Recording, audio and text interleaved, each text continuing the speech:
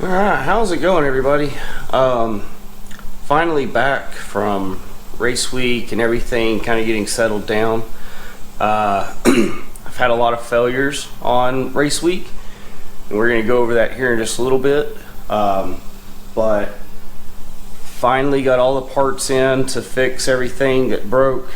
I've got some extra stuff to show you. And literally everything that I own right now is broken in some way, shape, or form or another. As far as the bike goes, the starter is starting to go out. If you hit the start button, it'll just click. I can rock the bike back and forth and it'll eventually start. What I originally was doing was taking a little pair of pliers and just tapping the starter, start right up. The ignition switch. If you watch the gauges here, when I go to turn this on, well, it's working properly now. There you go, see? It's on, but there's no lights on. If I turn the ignition switch back just a hair, they come on. So, there's some issue going on there. Not sure what it is. Well, I know what it is. It's the ignition switch inside the, in here. It's failed in some way or another. The rectifier went out on me on the last day of race week. So I get to the track and everything seems fine. I make it from Pueblo, Colorado to Great Bend, Kansas. Miserable ride. I don't recommend it. It's long, straight, 100-degree temperatures, nothing but wheat fields. It wasn't that fun. Luckily I made it through that, and the rectifier went out on me the last day, so that's that. So that's why it's plugged in right now. I've still been riding the bike. I've just been running on battery power, so I plug it in at the end of the night, and it does just fine for me. I apologize, I am sweating. It is humid as could be out here. It's hot. The sissy bar pad broke on me like the second day. I bought one, it's like 50 bucks on Amazon. They're not that great, honestly. The fitment is terrible. The bolts that hold it together is terrible. One of them actually ended up falling out somewhere, I don't know where. The back pad, the backing on it is this super thin piece of plywood, and it won't hold up to nothing, so I gotta fix that. If you get this, it's not a bad piece. If you get it, just get bolts that fit, because like that's ridiculous right here. Like that's shouldn't be like that. Anyway, so there's that. The tail light, if you notice, it is gone, and I have this back here. I rubbed through the tail light. Like, I wouldn't have expected that to rub, but I rubbed through the back of the tail light and just destroyed it. So I put this on here so that way I have a tail light and a brake light, but we're gonna fix that. We've got a new one coming, and I'm not putting 150 pounds worth of gear on the back of this bike anymore. It's just not gonna happen. Now I didn't think about the preload on the suspension. I should have tightened that up while I had the gear on the back, but I left it loose for racing because I wanted the back end to squat and move like it needs to. The baffles in my exhaust pipes, this one rusted out and fell out, so I removed both baffles, but I've got new pipes already here, same pipe. We're gonna replace those as well. So I said that everything that I own is broken in some way or another.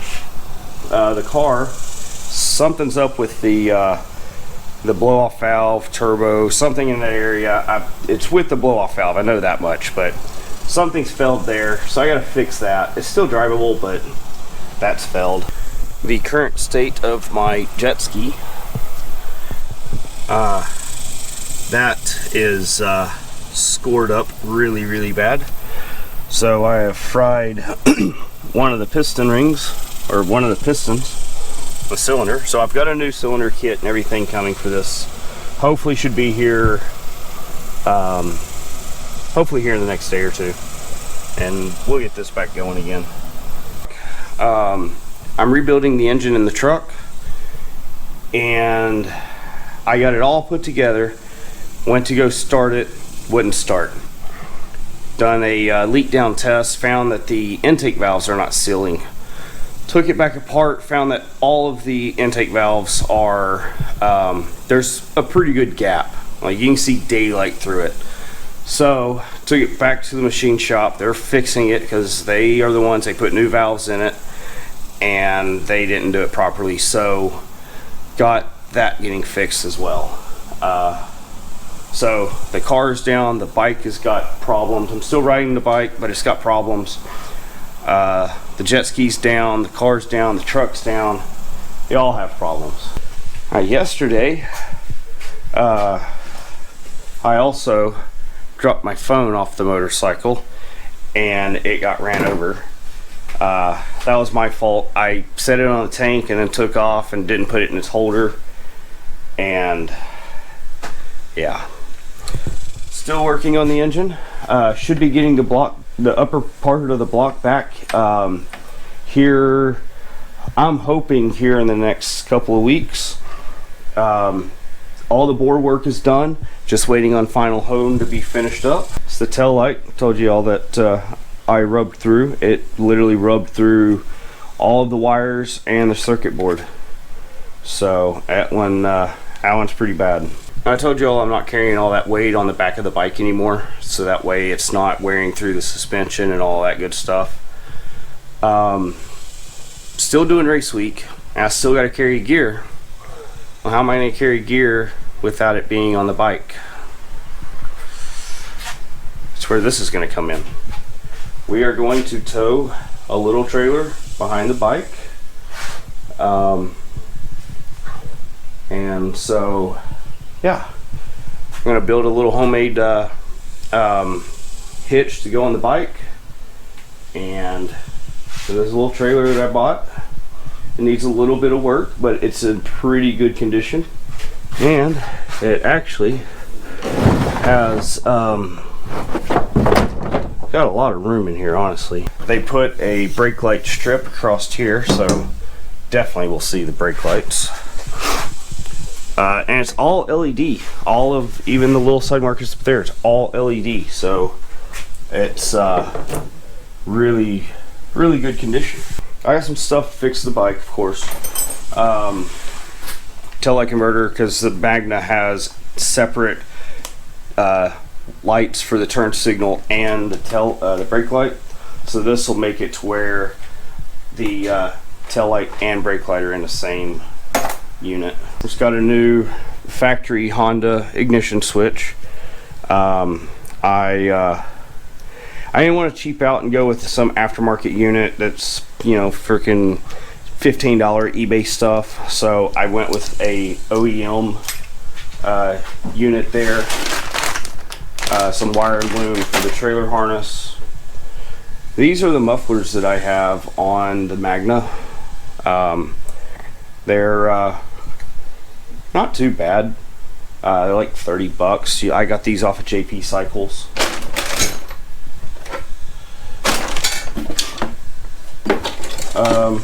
Got a 6-pin connector that I'm going to be putting on the bike and for the trailer. And I'm doing 6 pins because I want to do left, right, brake, tail, ground, and a random power light. I want to put a power light on that as well, or power going to it, because I'm thinking about putting lights on the trailer and a spare battery. So I'm thinking if I have a power wire going to it, it will allow me to turn something on or off or whatever. And so I'm just going to put a power wire to it as well. Of course, the wire that I'm going to use for the job. It's a new tail light, same tail light that I did have on it. It's just, you know, not broken. White LED lights that are actually going to go underneath the trailer. I want it to be lit up pretty decent, so that way, you know, if for some reason I need into the trailer for something and it's dark, I can see around the trailer and everything.